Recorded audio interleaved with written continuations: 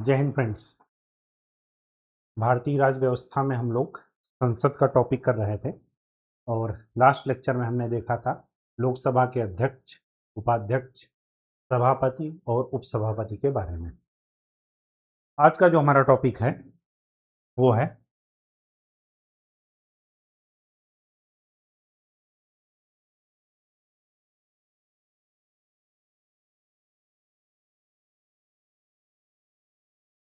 सदन में नेता। कौन कौन से टर्म इसमें पढ़ने हैं। एक,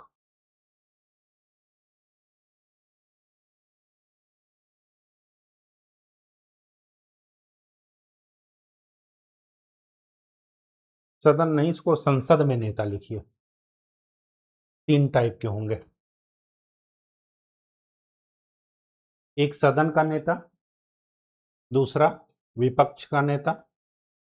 अगर आप लोग करंट अफेयर्स पढ़ते हो तो ये पद जब से 2014 के बाद से, जब से एनडीए की गवर्नमेंट आई है, तब से ये शब्द चर्चा में रहा है। और तीसरा विप, या इसी को बोलते हैं सचेतक। आप इसको हिंदी में भी ऐसे विप लिख सकते हैं। ठीक है। पहली बात, सदन का नेता का सिंपल सा मतलब है प्रधानमंत्री या प्रधानमंत्री द्वारा मनोनीत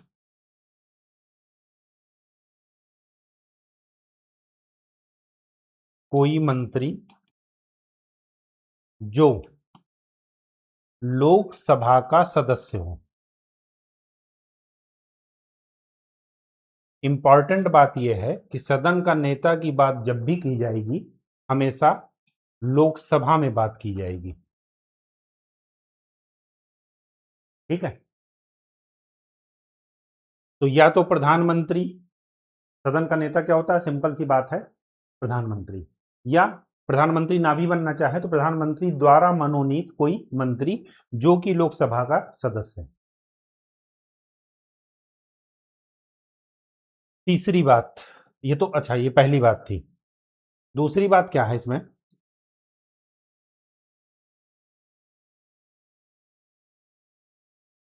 कि यूएसए में, मतलब संयुक्त राज्य अमेरिका के संविधान में क्या कहते हैं इसको,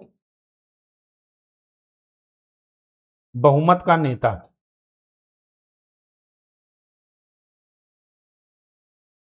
बोलते हैं। और तीसरी बात कि इसका जिक्र संविधान में नहीं है।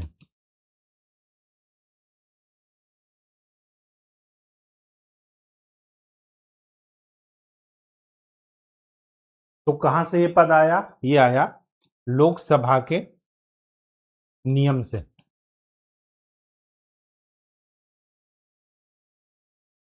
या ये कहिए संसदीय संविधि से।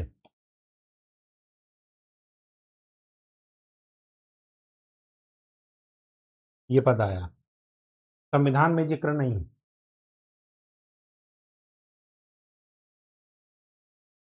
विपक्ष का नेता क्या होता है कि जो लोकसभा में सबसे बड़ी विपक्षी पार्टी होती है उसका नेता, या उस पार्टी का जो नेता होगा वो होगा विपक्ष का नेता। लेकिन यहां पर क्या है कि विपक्ष के नेता के लिए सबसे बड़े विपक्षी दल के पास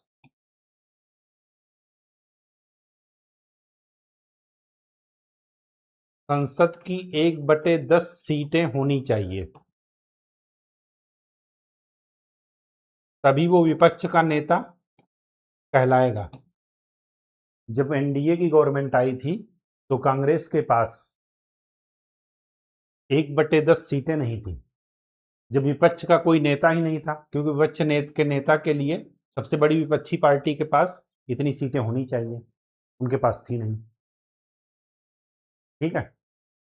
विपक्ष का नेता फिर बाद में सुप्रीम कोर्ट गए, और फिर उसमें ये संशोधन हुआ कि इसके लिए ज़रूरी नहीं है, जो सबसे बड़ी पार्टी होगी उसी को आपको विपक्ष का नेता, क्यों? क्योंकि विपक्ष का नेता आपको अब बताए थे या आगे बताएंगे, कई सारे रिक्रूटमेंट में, अपॉइंटमेंट में ये एज ए मेंबर होता है, ठीक है। जैसे मुख्य चुनाव आयुक्त की नियुक्ति में, सीबीआई के निदेशक की नियुक्ति होगी तब भी विपक्ष का नेता, प्रधानमंत्री और लोकसभा अध्यक्ष ये सब मिल करके करते हैं, ठीक है। तो इस वजह से कई सारी नियुक्तियां रुकी रही, या सरकार मनमाने ढंग से कर रही थी, तो इस वजह से वो केस जो है वो वहां पर कोर्ट में जा रहा था, ठीक। यूएसए में इसको क्या कहेंगे? अल्पसंख्यक का नेता या अल्पसंख्यक नेता।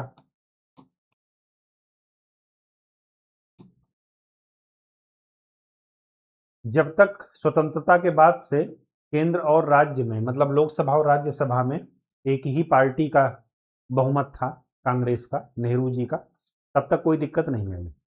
1965 में पहली बार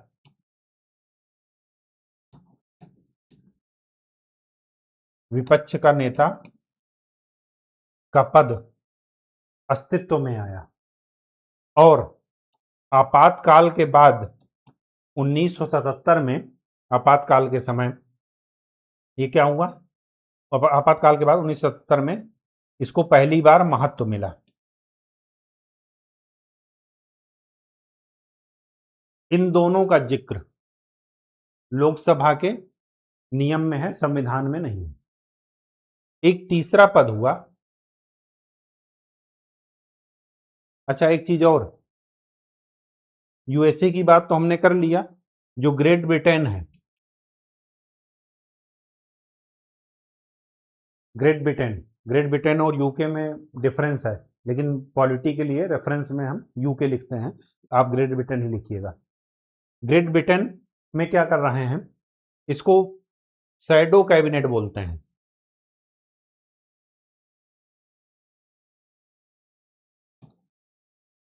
यहां पर ग्रेट ब्रिटेन में क्या है कि जो सबसे बड़ी विपक्षी पार्टी होगी ना, वो सत्ता पक्ष की पार्टी के हर एक मंत्री के समकक्ष वहां पर भी, उस कैबिनेट में भी उनकी एक कैबिनेट होगी और उसमें भी हर एक उसका मंत्री होगा। जैसे गृह मंत्री है तो विपक्ष में भी एक गृह मंत्री होगा। ये शैडो कैबिनेट क्या करता है कि भविष्य के लिए वो सोचते हैं कि कल का अगर हम सत्ता में आ जाएंगे तो हम कैसे शासन चलाएंगे। तो ये क्या है, एक तरीके से अपने सांसदों को ट्रेनिंग देने के तौर पर ये होता है शैडो कैबिनेट का गठन विपक्ष पार्टी के द्वारा। कहां पर? ग्रेट ब्रिटेन में, ठीक है।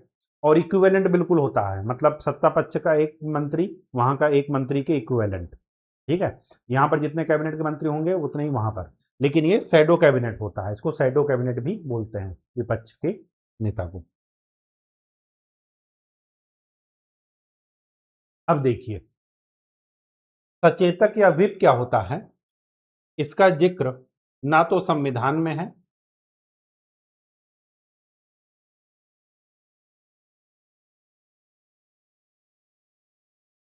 ना तो संविधान में जिक्र है, ना ही किसी लोक सेवा नियम या संसदीय संविधि में जिक्र है। कहीं भी इसका जिक्र नहीं है। ये क्या है? नवाचार है, इनोवेशन है। होता क्या है, लोकसभा में कई सारी पार्टियां, मतलब लोकसभा राज्यसभा दोनों की बात चल रही है। लोकसभा में का मैं जब बात कर रहा हूं तो इसका मतलब यह है कि लोकसभा जनरल केस में हम ले रहे हैं, ठीक है, और कोई बात नहीं है। अब यहां पर क्या है कि हर एक पार्टी के जो मेंबर होते हैं उनमें से कोई एक वो बाकी मेंबर्स को क्या करता है, कंट्रोल करता है। तो जो एक मॉनिटर होता है उसी का नाम है व्हिप, उसी का नाम क्या है? व्हिप। इनका काम क्या है? पार्टी के बाकी सदस्यों की उपस्थिति को कंट्रोल करना, मतलब मेजॉरिटी प्रेजेंट रहे। दूसरा, किसी मामले में कोई विधेयक हो तो किसी मामले में पक्ष या विपक्ष के संदर्भ में मत वो बताएगा कि इस विधेयक का सपोर्ट करना है या अपोज करना है। और इसको हल्के में नहीं लेना है, क्योंकि अगर विप का आप आदेश नहीं माने, विप जारी करते हैं कि आपको इस विधेयक को क्या करना है, पारित कराना है, आपको इसके पक्ष में वोट डालना हो, किसी ने क्रॉस वोटिंग कर दी या मत नहीं डाला या अनुपस्थित हो गया या जो है अपोजिट में वोटिंग कर दी, तो उस पर पार्टी अनुशासनात्मक कार्यवाही करती है। ठीक है, डिसिप्लिनरी एक्शन लेते हैं, तो इनको हल्के में मत लीजिएगा। ये व्हिप का काम है। अब अगर सत्तारूढ़ दल है, जैसे एनडीए की सरकार है, मोदी गवर्नमेंट की, तो यहां पर जो भी व्हिप होगा लोकसभा में, वो क्या होगा, संसदीय कार्य मंत्री। वो सत्तारूढ़ का व्हिप होगा, सत्तारूढ़ पार्टी का। बाकी पार्टियां भी ऐसे ही बनाएंगे। और राज्यसभा में संसदीय राज्य कार्य मंत्री, ये राज्यसभा में होगा। दोनों जगह होते हैं। इसी तरह विपक्ष का नेता भी दोनों जगह होता है, लोकसभा का ज्यादा फेमस होता है। ठीक है, क्योंकि लोकसभा क्या है, उत्तरदायी है लोगों के प्रति। ठीक, अब क्या है, मतलब विधायिका लोकसभा के प्रति क्या है, उत्तरदायी है, जो कैबिनेट है, सरकार। इस वजह से लोकसभा का ज्यादा महत्व है। अब यहां पर आपको ये ध्यान में रखना है कि जब भी व्हिप की बात की जाएगी तो यहां पर दो चीजें चर्चा में आती हैं।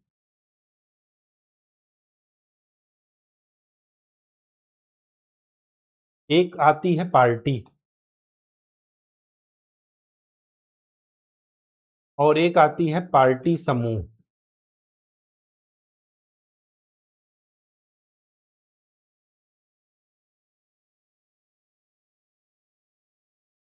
अगर पार्टी की बात की जाए, ये ऐसा क्यों पढ़ रहे हैं पार्टी और पार्टी समूह, क्योंकि जो व्हिप होता है ना, जो मॉनिटर होता है उस पार्टी का, उसको वो सारी सुविधाएं मिलती हैं जो बाकी कैबिनेट को मिलती हैं, ये जो विपक्ष के नेता वगैरह को, उसको वैसे ही जो है सारी सुख सुविधाएं, वेतन भत्ते, मतलब सुख सुविधा मिलती है। लेकिन इसमें क्या है कि हर एक पार्टी, अगर किसी की 4 सीटें हैं तो वो उसमें नहीं आएगा। तो पार्टी के लिए आपको लोकसभा में मिनिमम 55 सीटें और राज्यसभा में मिनिमम 25 सीटें ये लानी होंगी, तभी आपको व्हिप आप जारी कर सकते हैं या व्हिप बना सकते हैं। पार्टी समूह मतलब कई सारी पार्टियां मिलकर के, तो वहां पर लोकसभा में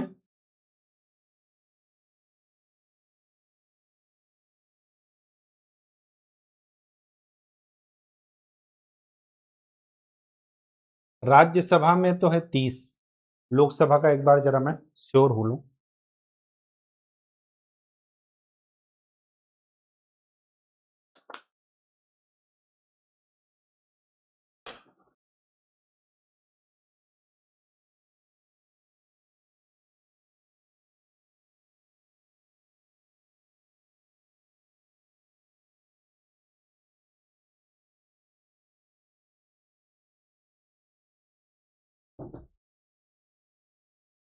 हाँ, लोकसभा में यहां पर है 30 और राज्यसभा में 15। ठीक है।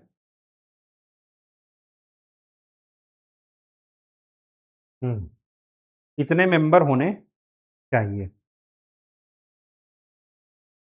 पार्टी समूह लिखिए या ये कहिए मान्यता प्राप्त समूह।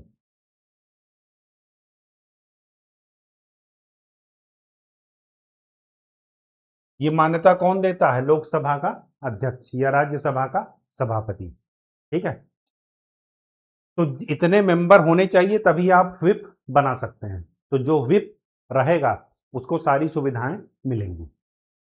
ठीक है, तो ये जरा नंबर आपको ध्यान में रखना है।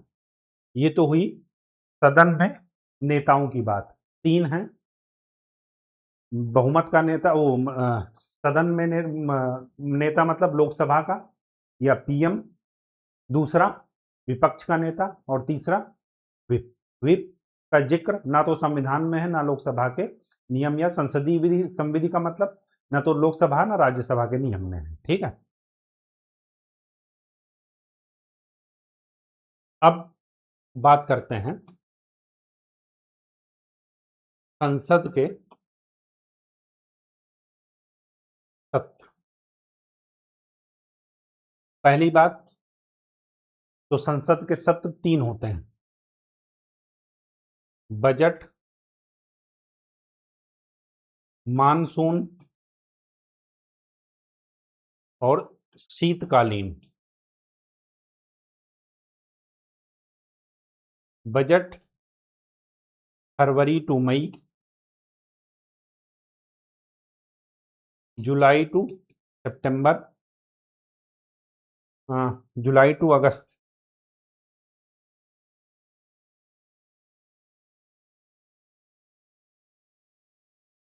अक्टूबर, नवंबर। ठीक है,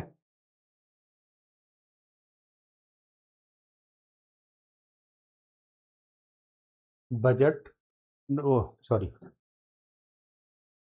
जुलाई से सितंबर,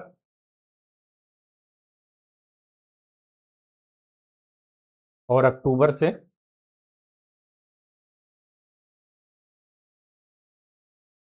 दिसंबर।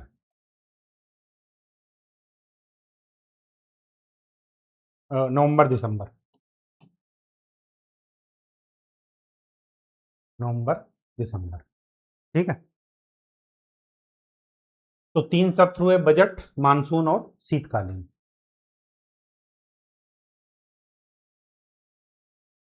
क्या क्या यहां पर पढ़ना है? सबसे पहला पढ़ना है कि बुलाता कौन है। तो संसद का सत्र बुलाएगा कौन? राष्ट्रपति, जब चाहे जहां चाहे। ठीक है, ये चीजें जरा ध्यान में रखनी है।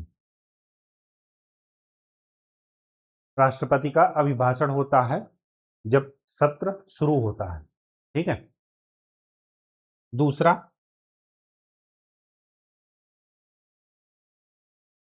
स्थगन, तीसरा अनिश्चित काल के लिए स्थगन,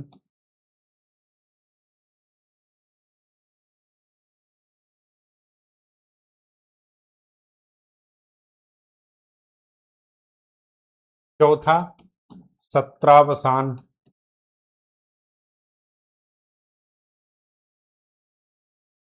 पांचवा विघटन।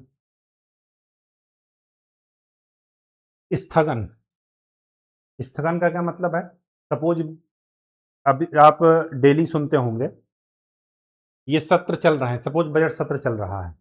ठीक है, कोई दिन आया विपक्ष ने हंगामा शुरू कर दिया कि सदन नहीं चलने देंगे, तो लोकसभा के अध्यक्ष क्या करते हैं या राज्यसभा के सभापति क्या करते हैं? कुछ देर के लिए कहते हैं कि जाओ आप लोग, थोड़ी देर के लिए सदन नहीं चलेगा, चाय समोसे खा करके आइए, आराम से डिस्कशन करके बाहर आइए। तो ये होता है स्थगन। कुछ देर के लिए बैठक को स्थगित कर देना, पोस्टपोन्ड कर देना। और जब स्थगन किया जाता है तो बताया जाता है कि 2 घंटे के बाद फिर से मिलते हैं। तो ये होता है स्थगन। जब ये ना बताया जाए कि कब मिलना है, जाओ छुट्टी, और उसके बाद नहीं बताए कि कब मिलना है, बाद में अचानक से अगले दिन आ गए और विधेयक पारित कर दिए, तो उसमें गलती सरकार की नहीं है, गलती विपक्ष की है। क्योंकि जब आपको अगले दिन आप अपने क्लास में आना है, आपको संसद में तो आना है, अगर उस समय आप अनुपस्थित हुए और देखा गया कि विपक्ष के सांसद कम है और विधेयक पारित हो गया, तो उसमें गलती सरकार की नहीं है, सर किसकी गलती है? विपक्ष के सांसदों की। क्यों? क्योंकि वो टाइम पर उपस्थित नहीं थे। क्लास में तो जैसे अटेंडेंस मेंटेन करना वैसे ही वहाँ भी मेंटेन करना है अटेंडेंस, ठीक है। तो अगर आप अनुपस्थित हैं तो कोई ना कोई तो फायदा उठाएगा ना, सीधी सी बात ये है। तो अनिश्चित काल के लिए स्थगन का क्या मतलब है कि जब संसद की पुनः बैठक का टाइम ना बताया जाए, टाइम ही ना बताया जाए, बस बैठक स्थगित कर दी जाए और ये ना बताया जाए कि कब वापस कब मिलना है, तो होता है अनिश्चित काल के लिए स्थगन। ये दोनों काम कौन करता है? लोकसभा अध्यक्ष लोकसभा में और राज्यसभा में सभापति।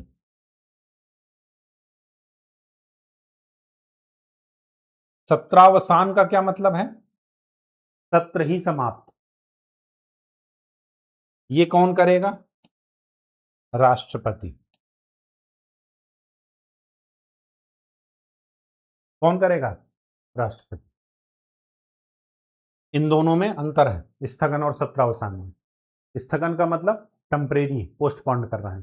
सत्रावसान का मतलब या तो सत्र समाप्त हो गया है, नेक्स्ट सत्र में फिर से मिलेंगे, ठीक है, और ये राष्ट्रपति करता है। अब इस सत्रावसान में आपको दो चीजें ध्यान में रखनी है। क्या ध्यान में रखनी है? सपोज बजट सत्र चल रहा है, कोई विधेयक लाए, सपोज नारी शक्ति वंदन विधेयक जो आया था वो लाया गया, पारित सपोज नहीं हो पाया, ठीक है, हो गया तो अच्छी बात है, नहीं हो पाया तो अगले जब मानसून सत्र आएगा, सरकार फिर से चाहेगी कि हम वो विधेयक लेकर के आए, तो उसको केवल नोटिस देना है, विधेयक वो वाला कैंसिल नहीं हो गया। मतलब सत्रावसान में आपको ये ध्यान में रखना है, सत्रावसान में, कि विधेयक समाप्त नहीं होते, विधेयक हुआ, प्रस्ताव हुआ, ये सब समाप्त नहीं होते, बल्कि इनके लिए फिर से नोटिस देना पड़ता है, बस, कि हम ला रहे हैं विधेयक, बस, और कुछ नहीं।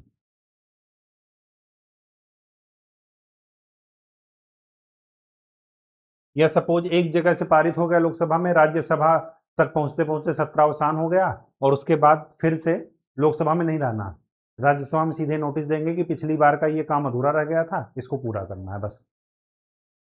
ये भारत और ब्रिटेन में आपको अंतर है। ब्रिटेन में क्या होता है कि सत्रावसान के बाद सारे विधेयक, सारे प्रस्ताव, ये सब क्या हो जाते हैं? समाप्त हो जाते हैं, वापस से उनको फिर से प्रोसेस शुरू करना पड़ता है, यहाँ पर फिर से प्रोसेस नहीं शुरू करना पड़ता, ठीक है। ये परमानेंट होता है, ये टेम्परेरी होता है, ठीक है। इसमें फिक्स है कि एक बार हो गया तो उसके बाद हम नेक्स्ट मिलेंगे, फिक्स है, लेकिन यहाँ पर ये टेम्परेरी है। अब बात आती है विघटन की। विघटन का मतलब क्या हुआ कि कार्यकाल समाप्त। आपको पता है कि विघटन हमेशा किसका होगा? लोकसभा का, क्योंकि वो अस्थायी सदन है। स्थायी सदन कौन है? राज्यसभा। तो राज्यसभा का विघटन कभी नहीं होगा। अब विघटन का मतलब है कार्यकाल समाप्त, तो विघटन का घोषणा कौन करता है? राष्ट्रपति। अब यहां पर आपको ध्यान में रखना है कि जब विघटन हो जाए तो विधेयक पर क्या प्रभाव पड़ेगा। सत्रावसान का तो हमने देख लिया कि विधेयक पर कोई प्रभाव नहीं पड़ता, बस नोटिस दे करके फिर से जहां पर एंड था प्रोसेस उसके आगे शुरू कर देना है। विघटन में क्या करना है? प्रोसेस फिर से शुरू करना है या नहीं करना है, ये डिपेंड करेगा कुछ कंडीशंस पर। वो कंडीशंस कौन कौन सी हैं विधेयक में? देखिए, पहला, जो भी विधेयक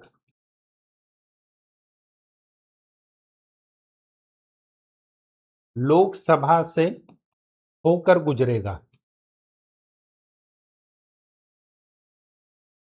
ये बिल्कुल लेमैन लैंग्वेज में मैं बता रहा हूं, आपको ऐसे ही ध्यान में रखना है, चाहे वह राज्यसभा में लंबित है या लोकसभा में ही लंबित है, जिसमें भी लोकसभा का टच लग गया वो समाप्त हो जाएगा। अब जब भी नया लोकसभा गठित होगी नई, तो उसमें फिर से वो विधेयक लाया जाएगा। ये ध्यान रखिएगा, चाहे लोकसभा से पास हुआ हो या लोकसभा में लंबित हो, ये जो है क्या हो जाएगा, समाप्त हो जाएगा। दूसरा, लोकसभा से पास, राज्यसभा से पास, राष्ट्रपति के पास है,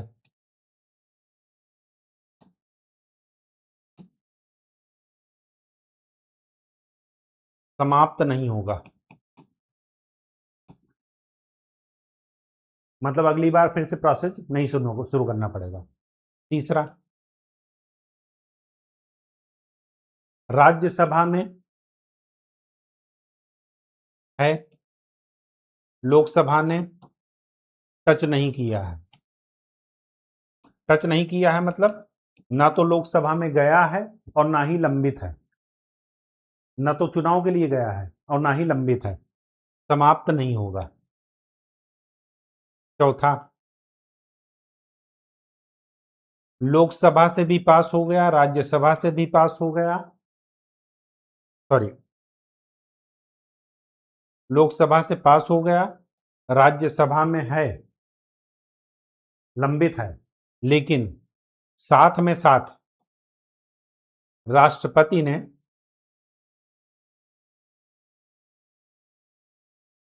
प्रेसिडेंट ने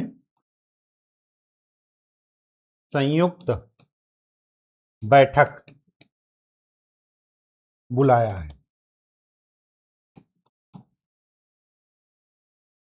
उसके बाद विघटन हुआ है। मतलब संयुक्त बैठक का आदेश निकल गया, उसके बाद लोकसभा विघटित हो गई, तो समाप्त नहीं होगा। मतलब यही वाली कंडीशन रहेगी, फिर से इनिशिएट नहीं करना पड़ेगा।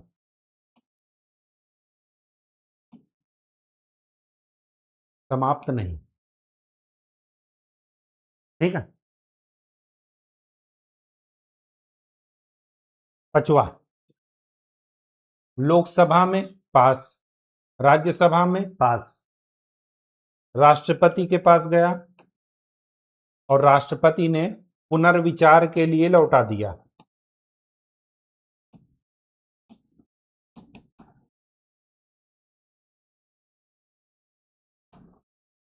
संसद को, तब भी समाप्त नहीं होगा। यही आप सीक्वेंस जैसे मैंने ध्यान में रखा वैसे ही आपको भी मैं बता रहा हूं, जो भी लोकसभा को टच करेगा वो समाप्त है। या तो लोकसभा से पूरी तरीके से निकल जाए या लोकसभा आया ही ना हो। राज्यसभा में है, राज्यसभा ने इनिशिएट किया, अभी लोकसभा के पास ना तो लंबित है ना लोकसभा में विचाराधीन है, ठीक है, ना ही उस पर वोटिंग चलने की संभावना है, मतलब अभी राज्यसभा में ही है, तो वो समाप्त नहीं होगा। जो भी लोकसभा जिसको भी टच कर लिया है वो समाप्त हो जाएगा। कहानी समझ में आ गई? चलिए,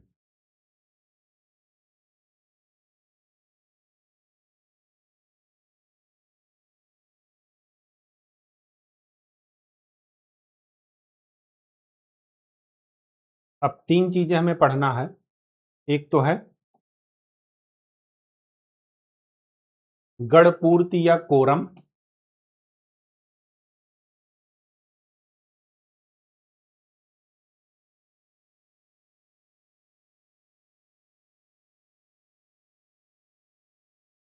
मतदान, भाषा और लेम डक सत्य।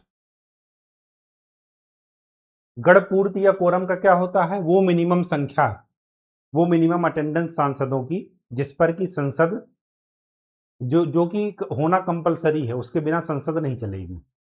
तो ये कितनी होती है? 1/10, जो भी टोटल सीटें हैं उसका 1/10। मतलब लोकसभा में 55, और राज्यसभा में 25। इतना मिनिमम प्रेजेंस होनी चाहिए, तभी संसद चलेगी, अदरवाइज नहीं चलेगी। मतदान पता ही है आपको, किसी भी मामले पर पर्ची से भी कराया जा सकता है, यस या नो की बटन दबाकर भी कराया जा सकता है, ठीक है। ईवीएम से भी कराते हैं, वो अलग अलग तरीका है। भाषा में आपको पता है कि हिंदी और अंग्रेजी दोनों। संविधान में जो 22 भाषाएं हैं 8वीं अनुसूची में, 8th शेड्यूल में, वो भी इसमें ट्रांसलेशन का हो सकता है, मतलब कोई हिंदी में चाहे अंग्रेजी में चाहे। और उसके बाद 22 भाषाओं में किसी को भी बोलना चाहे तो उसका अनुमति कौन देगा, मतलब अपनी मातृभाषा में अगर किसी सांसद को बोलना हो, किसी को तमिल तेलुगु में बोलना हो, किसी को उड़िया में बोलना हो, तो मातृभाषा में बोलने का परमिशन कौन देगा, लोकसभा अध्यक्ष लोकसभा में, और राज्यसभा में कौन देगा, सभापति। वो किसी भी सांसद को अपनी मातृभाषा में कुछ भी बोलने का अधिकार, मतलब कुछ भी, मतलब सदन में की गरिमा को ध्यान में रखते हुए आप उसमें बोलने का अधिकार दे सकते हैं, लेकिन अध्यक्ष या उपाध्यक्ष की, अध्यक्ष या सभापति की परमिशन के द्वारा, ठीक है। अदरवाइज तो कोई अगर 8th शेड्यूल की भाषा का भी इस्तेमाल करे तो भी हिंदी अंग्रेजी में ट्रांसलेशन का वहाँ पर सुविधा है पूरी, ठीक है। दूसरी बात यह है कि शुरुआत में 15 साल के लिए अंग्रेजी थी, लेकिन उसको धीरे धीरे बढ़ाया जा चुका है, ठीक है, जो संसदीय राजभाषा अधिनियम है उसके द्वारा। लेम डक सत्र क्या होता है? लेम डक सत्र होता है, अंग्रेजी 15 सालों के लिए थी, उसको समय समय पर पढ़ा रहे हैं, ठीक है। लेम डक सत्र क्या होता है? जब एक बार लोकसभा विघटित हो गई, उसके बाद अगली लोकसभा बैठी, उसमें वो मेंबर जो चुनाव नहीं जीते, लेम का मतलब होता है लंगड़ा और डक का मतलब होता है बतख, इसको लंगड़ा बतख सत्र भी बोलते हैं, ठीक है। तो लेम डक वो मेंबर होते हैं जो कि नई संसद में चुनाव हार करके आते हैं, मतलब उनका लास्ट दिन होता है, उसके बाद उनका काम खत्म। तो लेम डक वो मेंबर होते हैं जो नई लोकसभा में, जिनका जो चुने नहीं जाते, उन मेंबर्स को लेकर के जो पहली मीटिंग होती है वही होती है लेम डक सत्र, ठीक है। तो आज के लिए इतना ही, कल आप लोगों को बताएंगे बहुमत के प्रकार और फिर आपका आगे बढ़ेंगे, ठीक है। या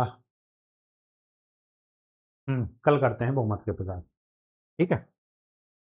तो अच्छे से चीज़ों का रिवीजन कीजिए और स्वस्थ रहिए। धन्यवाद।